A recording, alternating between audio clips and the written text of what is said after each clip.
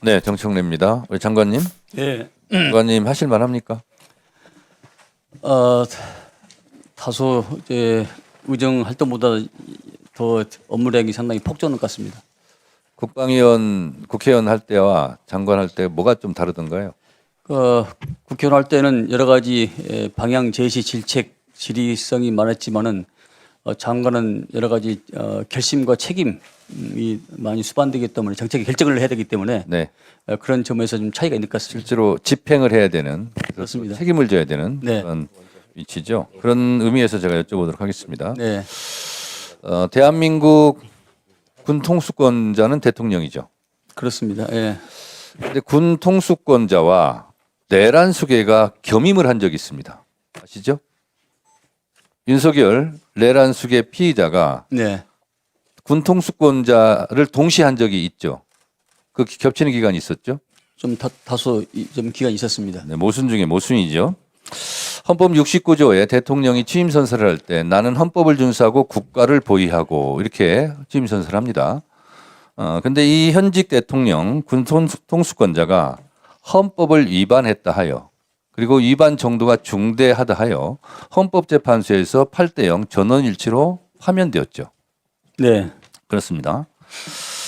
그런데 이 헌법만 파괴한 것이 아니라 헌법을 준수하고 국가를 보위하고 그래서 보위라는 뜻이 무슨 뜻인지 알고 계시죠? 네, 보호하고 지킨다는 뜻이죠. 그런데 이 내란 수계 피의자 윤석열뿐만 아니라 실제로 국가를 보위해야 될 국방부 고위 간부들이 주요 임무 종사자로 지금 재판을 받고 있습니다. 굉장히 심각한 문제죠. 그런 의미에서 제가 몇 가지 질문을 드리겠습니다. 자, 비상계엄 내란 사태에 직접 연루된 국방부 군인들의 고위 간부들이 있고 그리고 내부에서는 이에 부하 수행한 사람들도 있지 않겠습니까? 네, 그렇게 판단하고 있습니다. 이거에 대한 감찰 계획은 있습니까? 지금 내란과 관련돼서 그걸 저는 해야 된다고 봅니다. 그리고요, 군에는 지금 이 내란 부하 수행 그리고 적극성을 띠고 부하 수행한 자들을 감찰해서 속아내는 그래서 군을 건강하게 만드는 작업을 하나 해야 되고요. 또 하나는 이와 균형을 맞춰서 실제로 땅에 떨어진 군의 사기를 진작하는 것도 동시에 병행해야 된다 이렇게 생각을 합니다. 그래서 예를 들면 이런 겁니다. 조성현 수방사 제1경비단장 같은 경우 내란을 막는데 굉장히 중요한 역할을 했죠. 네, 그리고 헌법재판소에서도 분명하게 서강대기를 넘지 말라 함으로써 내란을 막는 중요한 역할을 저는 했다고 보고 또 헌법재판소 판결문에 보면 이런 대목이 나옵니다. 소극적으로 임무를 한 군인과 시민들 덕분에 내란을 막을 수 있었다. 헌법재판소 공식 판결문에 이렇게 나옵니다. 그러면 소극적으로 임무를 했다는 것은 실제로 저항을 했다는 뜻이거든요.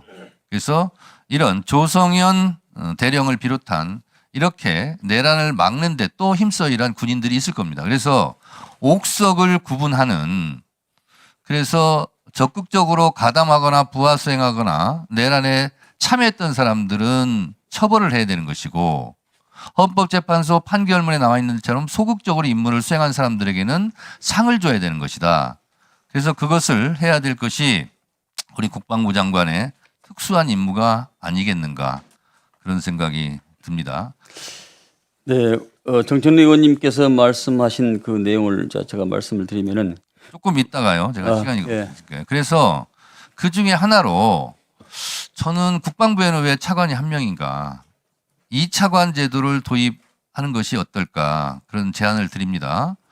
그래서 국방부 업무가 크게 본령으로 보면 군정과 군령이 있지 않습니까? 예, 근데 이 무인기라든가 드론이라든가 이런 군령 체계를 어지럽힌 그런 경우가 실제로 있지 않습니까? 그리고 현역 장교의 놀라운 증언도 있고 또 외환 유치죄에 대한 짙은 혐의도 있고 그래서 군령을 또 바로 세워야 되는 그것도 국방부 장관의 임무라면 군정과 군령을 좀 나누어서 제2차관 제도를 도입해서 군의 사기도 진작하고 또 적극가담자를 색출하기도 하고 그래서 전반적으로 국방부의 위상을 좀 높이는 그러한 일에도 적절하다. 그래서 제2차관 제도를 저는 도입할 것을 한번 검토해 보셨으면 좋겠다 이런 생각이 들고요. 그런 차원에서 여러 가지 군의 기강이 해야 됐던 몇 가지 사례를 지적을 하자면요. 우크라이나 군수품 지원 내역을 실제로 모르거나 감추고 있지 않나 이런 생각이 듭니다.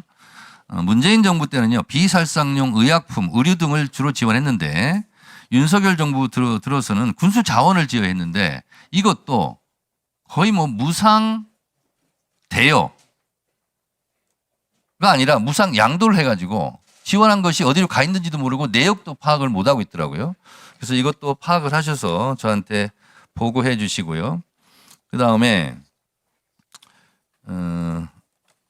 비상계엄 사태 전에 무인기 자세히 말씀드리지 않았습니다만 이것도 자세하게 해야 되는데 무인기를 10월에 띄웠는데요. 이 띄우려면 5, 6월에 이것을 준비됐다는 거 아니겠습니까? 그러면 비상계엄을 5, 6월에 이미 실행한 것이 아닌가 작전을 세워서 그런 생각이 들고 병무청장님 네.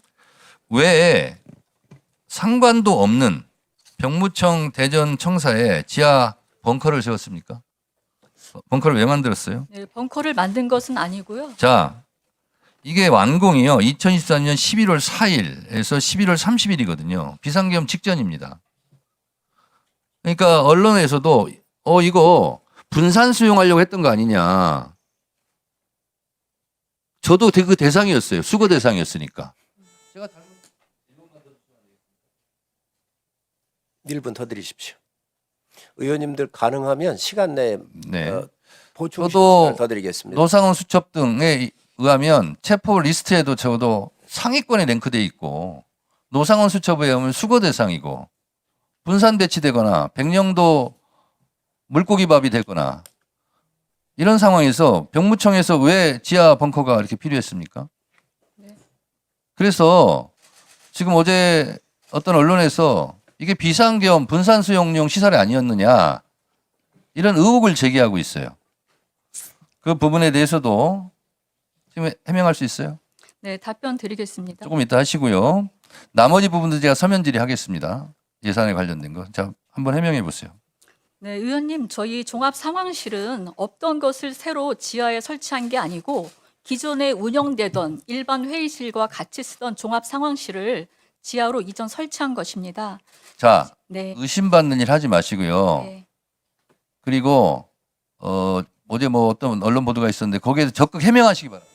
네, 알겠습니다. 지금 말씀하십시오. 청장님. 네. 저기 2024년 1월에 행안부의 중앙행정기관 비상대피시설 구축 계획에 따라 24년 1월에 계획이 세워졌고 상황실에 대한 점검은 23년 8월에 점검이 이루어졌습니다. 그래서 이 구축 계획에 따라 관련 기관과 예산 협의를 거쳤습니다. 그러니까 지하 상황실을 새로 구축한 게 아니고 기존 9층에 있던 일반 회의실과 종합 상황실을 같이 사용했었는데 그거를 지하로 이전 설치한 상황입니다. 다만 설치하는 과정에서 예산의 시급성이라든가 사업의 유사성 판단에 있어서는 미흡했던 부분이 있습니다. 앞으로는 동일 사례가 발생하지 않도록 하겠습니다. 네, 정청래 의원님 수고하셨습니다.